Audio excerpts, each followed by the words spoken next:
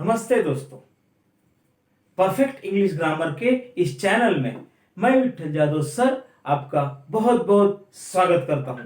तो आइए दोस्तों, अब देखते हैं चेंज द वॉइस, यानी कि इसके अंतर्गत पास्ट परफेक्ट टेंस यानी कि पूर्ण भूतकाल के अंतर्गत चेंज द वॉइस कैसे करना है, इसके बारे में आज हम जानना चाहेंगे।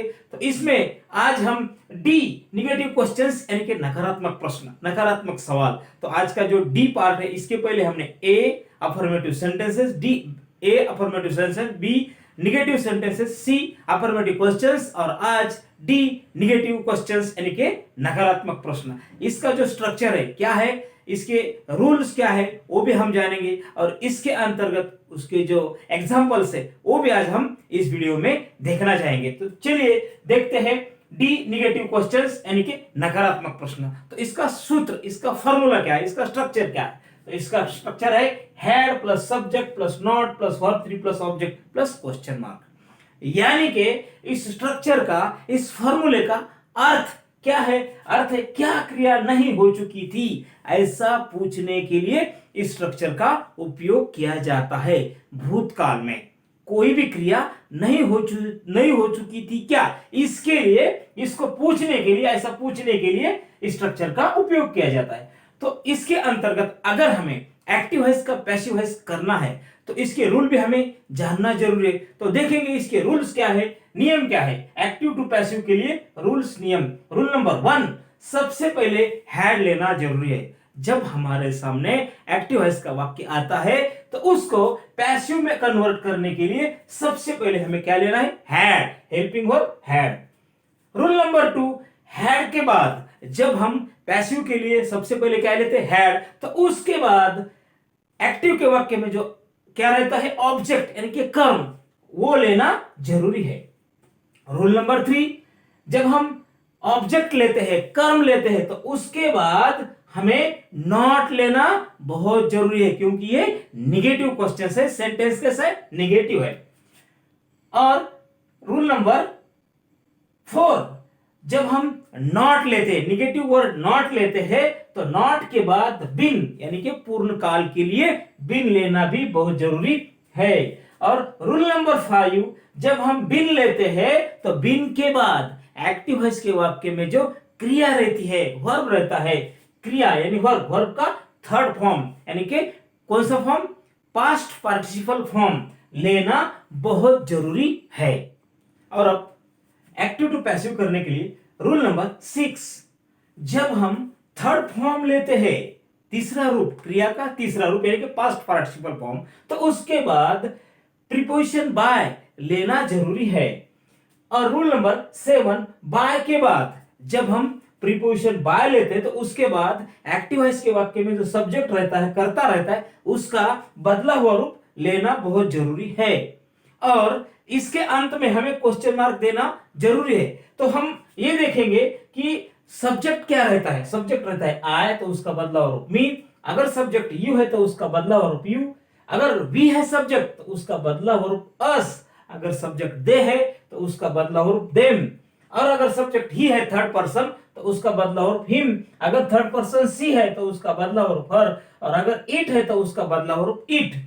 और अगर सब्जेक्ट प्रॉपर नाउन आएगा, कोई विशेष नाम आएगा, तो उसमें कोई बदलाव नहीं आता है। समझो, अगर राज आए तो उसका राज, अगर गीता है सब्जेक्ट तो उसका बदलाव रूप गीता, इसमें कोई बदलाव नहीं आता है। तो इस तरह जो हम सब्जेक्ट देखते तो सब्जेक्ट के जो बदलाव है इस तरह हो जाते।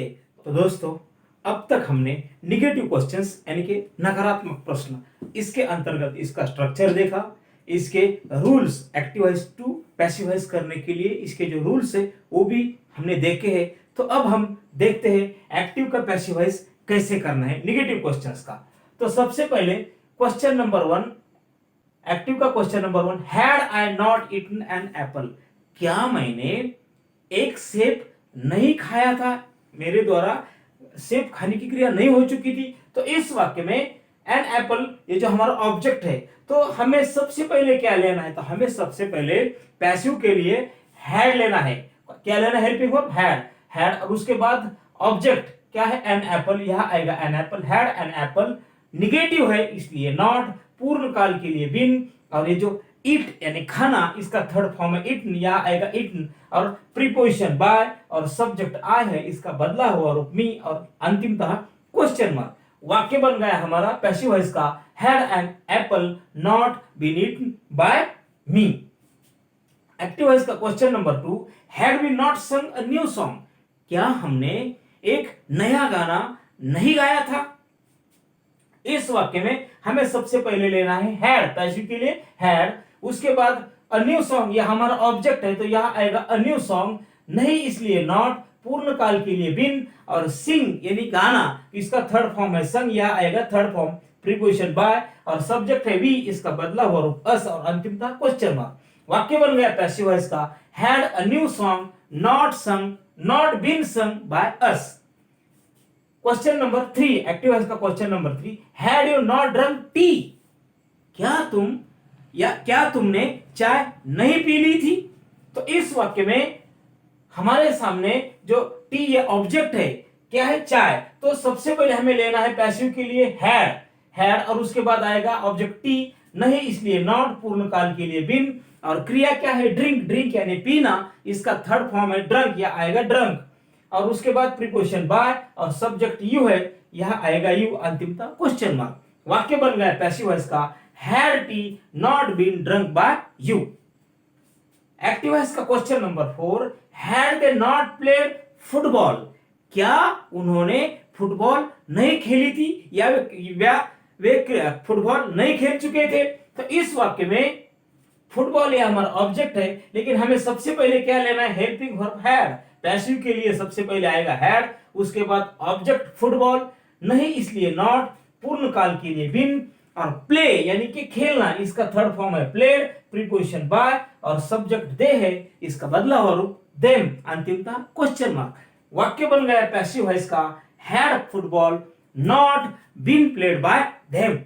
और अब एक्टिव वॉइस का question number 5, had he not driven a new car, क्या उसने नई कार नहीं चलाई थी। तो इस वाक्य में न्यू कार यह हमारा ऑब्जेक्ट है, लेकिन हमें क्या लेना है, हमें लेना है हेल्पिंग वर्ब हैड, और उसके बाद अ new car object, had a new car, नहीं इसलिए नॉट, पूर्ण काल के लिए बिन, और ड्राइव यानी कि चलाना, इसका थर्ड फॉर्म ड्रीवन, और प्रीपोजिशन बाय, और सब्जेक्ट है ही, इसका बदला हुआ रूप हिम, अंतिमतः क्वेश्चन मार्क। वाक्य बन गया पैसिव वॉइस का हमारे सामने, had a new car not been driven by him. Active voice का question number 6, had she not taught a new lesson, क्या उसने या टीचर ने कोई नया लेसन नहीं पढ़ाया था। तो इस वाक्य में अ न्यू लेसन, ये जो ऑब्जेक्ट है ये हमारे सामने है, लेकिन हमें क्या लेना है, सबसे पहले हमें लेना है हेल्पिंग वर्ब हैड, उसके बाद आएगा ऑब्जेक्ट अ न्यू लेसन, नहीं इसलिए नॉट, और पूर्ण काल के लिए बिन, और ये जो टीच यानी कि पढ़ाना, इसका थर्ड फॉर्म टॉट है, यह आएगा टॉट, प्रीपोजिशन बाय, और सब्जेक्ट सी है, इसका बदला हुआ रूप हर, अंतिमतः क्वेश्चन मार्क। वाक्य बन गया पैसिव वॉइस का, had a new lesson not been taught by her. Active voice का question number 7, had Rajesh not purchased a mobile phone, a new, had Rajesh not purchased a new mobile phone, यानी कि क्या राजेश ने एक नया मोबाइल फोन नहीं खरीदा था। तो इस वाक्य में पैसिव के लिए हमें सबसे पहले लेना है हैड, और उसके बाद आएगा न्यू मोबाइल फोन, उसके बाद नॉट, और पूर्ण काल के लिए बिन, और परचेस यानी खरीदना, उसका third form purchased, preposition by, और सब्जेक्ट राजेश, यहाँ क्या है, सब्जेक्ट राजेश, या आएगा राजेश, अंतिमतः क्वेश्चन मार्क। वाक्य बन गया पैसिव वॉइस का हमारे सामने, had a new mobile phone not been purchased by Rajesh.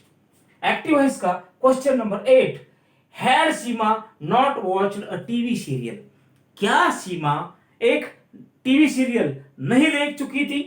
तो इस वाक्य में टीवी सीरियल ये ऑब्जेक्ट है, लेकिन हमें क्या लेना है, हमें लेना है had, helping verb had a TV serial, नहीं इसलिए नॉट, पूर्ण काल के लिए बिन, और वॉच यानी कि देखना, इसका third form watch, preposition by, और सब्जेक्ट सीमा, यह आएगा सीमा, अंतिमतः क्वेश्चन मार्क। वाक्य बन गया पैसिव वॉइस का, had a TV serial not been watched by सीमा।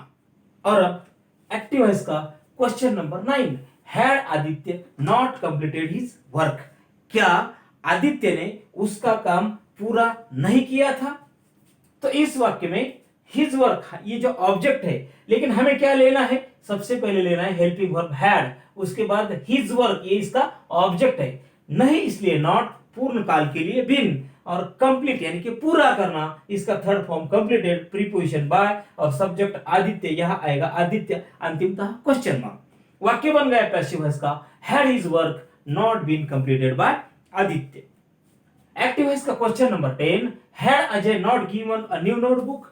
क्या अजय ने एक नया नोटबुक नहीं दिया था? तो इस वाक्य में अ न्यू नोटबुक ये ऑब्जेक्ट है, लेकिन हमें सबसे पहले क्या लेना है? हमें लेना है helping verb had a new notebook, नहीं इसलिए नॉट, पूर्ण काल के लिए बिन, और गिव यानी कि देना, इसका third form given, preposition by, और सब्जेक्ट अजय, यह आएगा अजय, अजय अंतिमतः क्वेश्चन मार्क। वाक्य बन गया पैसिव वॉइस का, had a new notebook not been given by Ajay. Active voice का question number 11, had Ishika not made a sentence? क्या इशिका ने कोई वाक्य नहीं बनाया था? तो इस वाक्य में अ सेंटेंस, ये जो हमारा ऑब्जेक्ट है, लेकिन हमें सबसे पहले लेना है हेल्पिंग वर्ब हैड, और उसके बाद आएगा ऑब्जेक्ट अ सेंटेंस। निगेटिव है, नकारात्मक वाक्य है, इसलिए नॉट, पूर्ण काल के लिए बिन, और मेक यानी बनाना, इसका थर्ड फॉर्म है मेड, यहां आएगा मेड, प्रीपोजिशन बाय, और सब्जेक्ट इशिका, यहां आएगा इशिका, अंतिमतः क्वेश्चन मार्क। वाक्य बन गया पैसिव वॉइस का, had a sentence not been made by Ishika.